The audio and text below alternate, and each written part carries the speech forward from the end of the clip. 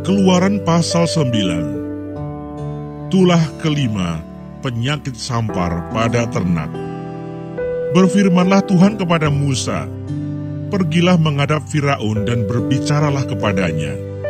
Beginilah firman Tuhan Allah orang Ibrani, biarkanlah umatku pergi, supaya mereka beribadah kepadaku.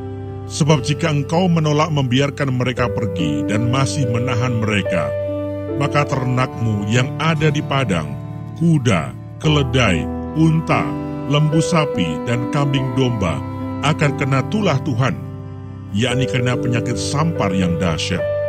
Dan Tuhan akan membuat perbedaan antara ternak orang Israel dan ternak orang Mesir, sehingga tidak ada yang akan mati seekor pun dari segala ternak orang Israel."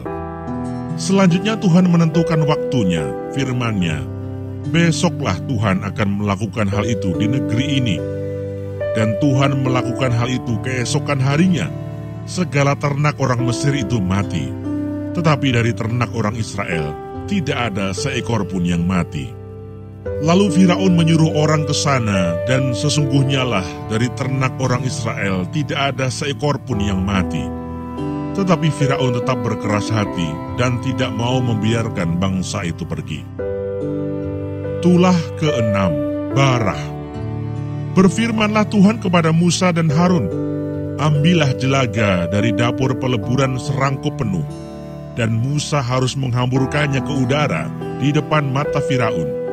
Maka jelaga itu akan menjadi debu meliputi seluruh tanah Mesir, dan akan menjadikan barah yang memecah sebagai gelembung pada manusia dan binatang di seluruh tanah Mesir." Lalu mereka mengambil jelaga dari dapur peleburan dan berdiri di depan Firaun. Kemudian Musa menghamburkannya ke udara, maka terjadilah barah yang memecah sebagai gelembung pada manusia dan binatang, sehingga ahli-ahli itu tidak dapat tetap berdiri di depan Musa karena barah-barah itu. Sebab ahli-ahli itu pun juga kena barah, sama seperti semua orang Mesir. Tetapi Tuhan mengeraskan hati Firaun, sehingga ia tidak mendengarkan mereka, seperti yang telah difirmankan Tuhan kepada Musa. Tulah ketujuh, hujan es. Berfirmanlah Tuhan kepada Musa, "Bangunlah pagi-pagi dan berdirilah menantikan Firaun dan katakan kepadanya, beginilah firman Tuhan, Allah orang Ibrani, biarkanlah umatku pergi, supaya mereka beribadah kepadaku. Sebab sekali ini aku akan melepaskan segala tulahku terhadap engkau sendiri, terhadap pegawai-pegawaimu dan terhadap rakyatmu, dengan maksud supaya engkau mengetahui bahwa tidak ada yang seperti aku di seluruh bumi. Bukankah sudah lama aku dapat mengacungkan tanganku untuk membunuh engkau dan rakyatmu dengan penyakit sampar, sehingga engkau terhapus dari atas bumi? Akan tetapi inilah sebabnya aku membiarkan engkau hidup, yakni supaya memperlihatkan kepadamu kekuatanku, dan supaya namaku dimasyurkan di seluruh bumi. Engkau masih selalu menghalangi umatku, sehingga engkau tidak membiarkan mereka pergi. Sesungguhnya besok kira-kira waktu ini, aku akan menurunkan hujan es yang sangat dahsyat, seperti yang belum pernah terjadi di Mesir, sejak Mesir dijadikan sampai sekarang ini. Oleh sebab itu, ternakmu dan segala yang kau punyai di padang, suruhlah dibawa ke tempat yang aman. Semua orang dan segala hewan yang ada di padang dan tidak pulang berkumpul ke rumah, akan ditimpa oleh hujan es itu, sehingga mati. Maka siapa di antara para pegawai Firaun yang takut kepada firman Tuhan, menyuruh hamba-hambanya serta ternaknya lari ke rumah. Tetapi siapa yang tidak mengindahkan firman Tuhan, meninggalkan hamba-hambanya serta ternaknya di padang.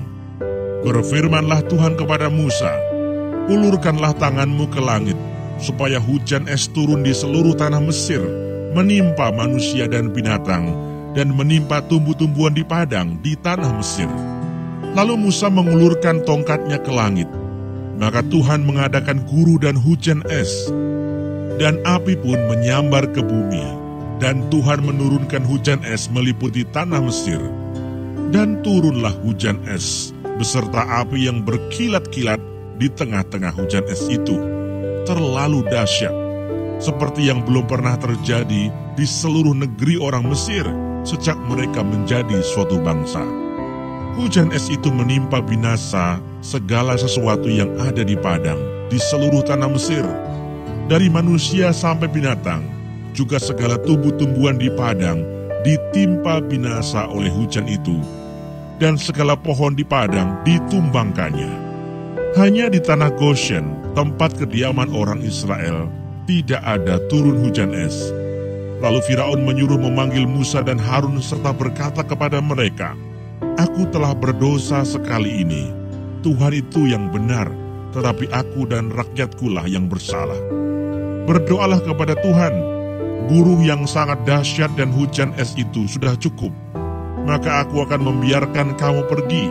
Tidak usah kamu tinggal lebih lama lagi." Dan berkatalah Musa kepadanya, "Sekeluar aku dari kota ini, aku akan mengembangkan tanganku kepada Tuhan. Guru akan berhenti, dan hujan es tidak akan turun lagi, supaya engkau mengetahui bahwa bumi adalah milik Tuhan. Tetapi tentang engkau dan para pegawaimu, aku tahu bahwa kamu belum takut kepada Tuhan Allah. Tanaman rami dan jelai telah tertimpa binasa. Sebab jelai itu sedang berbulir dan rami itu sedang berbunga. Tetapi gandum dan sekoi tidak tertimpa binasa, sebab belum lagi musimnya." Lalu keluarlah Musa dari kota itu meninggalkan Firaun, dikembangkannyalah tangannya kepada Tuhan.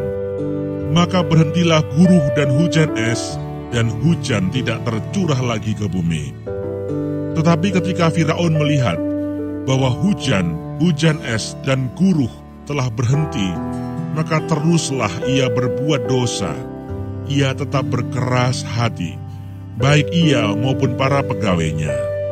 Berkeraslah hati Firaun, sehingga ia tidak membiarkan orang Israel pergi, seperti yang telah difirmankan Tuhan dengan perantaraan Musa.